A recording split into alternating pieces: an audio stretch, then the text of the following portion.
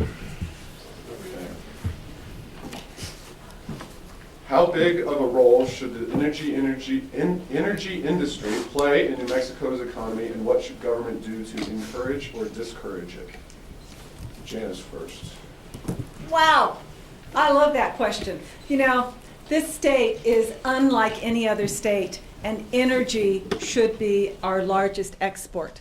Now, energy comes in many different forms. That is coal, oil and gas, and you all are well aware of that. But we also have the opportunity to bring in wind, solar, geothermal, as well as nuclear. There is no state better poised to be an exporter of energy than this state. We do have a problem, however. You have to have the transmission to get the power to market. And it has to be able to go to any energy grid. In my opinion, energy is what is going to diversify our economy. And we are going to have to make some choices to get there. And so you do have a choice. Do you want to diversify your economy? Here's a ready-made avenue to get there, and it is energy. So the simple answer is energy should play a huge role in our state. What she said.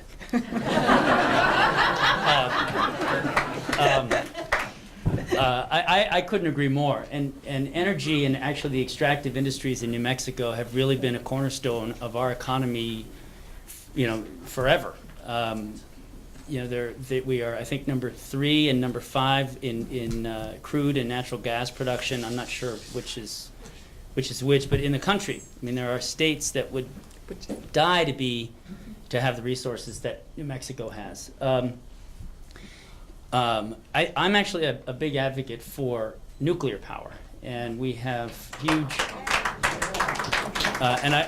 we have enormous uranium resources and modern mining techniques in the western, if used properly in the western part of the state, would be a huge economic driver. I mean, there's been a economic impact study that was done by the Goldwater Institute for the uranium industry, and it estimated in the billions in terms of what it would bring in tax revenue. Unfortunately, we have an administration that's been blocking growth in uranium mining and a resurgence in uranium mining. We have one of the first nuclear projects in 20 years being built in the lower part of New Mexico, the National Enrichment Facility, which is a uranium enrichment facility. You know, when you think that China is talking about a demand for 10,000 tons of enriched uranium in the next 10 years and only has the capacity to produce 800, there's a market for what we can produce here. One thing which we're probably not paying attention to, although we know it, is the fact that our budget is getting killed in this state because of a huge decline in oil and gas revenue largely. And yet we have an administration which is creating a regulatory environment to make it very difficult for a lot of those oil and gas companies to profitably drill for more oil and gas. And in fact, Texas has been going up in terms of their production. I think they've gone up about 14% in the last year, while New Mexico has seen a 50% decline in the number of rigs that are actually in the field. So from the perspective of what a governor can do, you heard Whitney talk about the pit rule. The pit rule is something that can be revisited. A governor can create incentives for companies to go out and drill more wells, and certainly be an advocate for nuclear power in the state. This state ought to have a role in every piece of the nuclear life cycle. We have a history of it, and we have the space for it and the technology, and why not take advantage of it? Are you for limited government? If you are, how would you start to dismantle the many government agencies? The many government agencies in New Mexico? That's well, presumably so. Yes. I didn't write the question. So. Yes, I am for limited government. You know, what's remarkable is that we have 19,000 state employees. That's not local, that's just state, which I think is 4,000 to 5,000 more than we had 7 years ago. In fact, knowing that we were headed into a budget crisis, in the last 2 years, the administration added another 700 people. So we obviously have an administration that doesn't believe in smaller government. And the problem with all those people is that you can't get rid of them so easily. Unless they're serving at the pleasure of the governor, they're really there until they either do something so egregious that you can get rid of them, or until they retire. So, in addition to that, we have, I think, 700 plus political appointees, and the previous administration had just over 200. So you want to look about where we can save money in recurring expenses. It's certainly in the size of state government.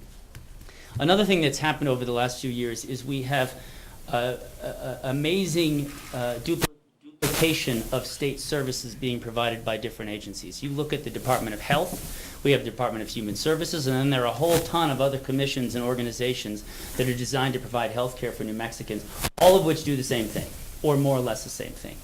An example of this is the separation between behavioral health care in New Mexico and regular health care. Under the previous administration, they were all merged into one set of administrative duties. This administration has divided them, and so we have two sets of people doing billing, two sets of people doing customer service, and it's an incredible waste, an incredible drain on state government resources, and certainly in today's economic climate, a terrible drain on our taxes.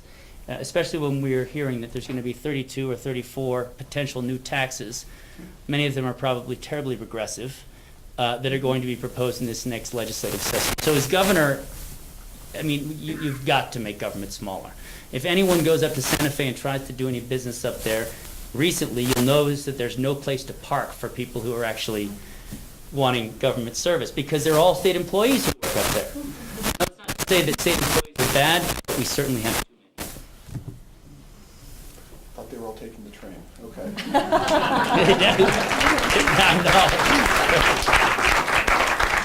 Janice? I would hope, I must say, ditto. I just have to say that. Our government, since I have served, and I came in with this governor, and in that period of time, our government has grown by 45%. And so I have to ask you, have the services improved 45%? No. That's the problem right there. And so the question then becomes, as governor, how do you whittle it down? Where do you start? And actually the answers are relatively simple. As governor, the first thing you have to recognize that a budget is the ceiling, that is the maximum. It's not a suggestion, it's the maximum. And if you think you're getting to that point, then you cut back. That's the first thing. And having watched this, and I will remind you that for 2009, we are overspent by $325 million. Our books are not closed. Any of you who have a business like that and you're 90 days out and you haven't closed your books, you're in trouble. So where do we start? The easy ones to pick off are the exempt employees. We have gone from, I believe, a reasonable, rational number of about 170, and the last count was almost 800. And you need to look at, because they come in different categories, so hard to tell where they are. And they won't tell you. That's exactly right, they won't tell you. The next place that I would look right off the bat is paid administrative leave. We have 86 employees that I'm aware of on paid administrative leave. One has been on paid administrative leave for over 5 years. One of the newer ones went on leave June 24th of this year, still on paid administrative leave. I hope you're saying, where are the managers? Because I am. Where's the system? Nobody, no employee should be treated like that, and no taxpayer should be treated like that. Then you should ask the question of, is the individual competent? I think competence is a really important question, because we have people, and especially in the industry that I'm in, who are, they don't know what they're doing. So why are they there? Are they providing services that are mission related? The next thing that you need to look at when you're carving out the budget is, okay, can we hit the boards and commissions? I believe that any board and commission that is an observe and report board or commission is fair game.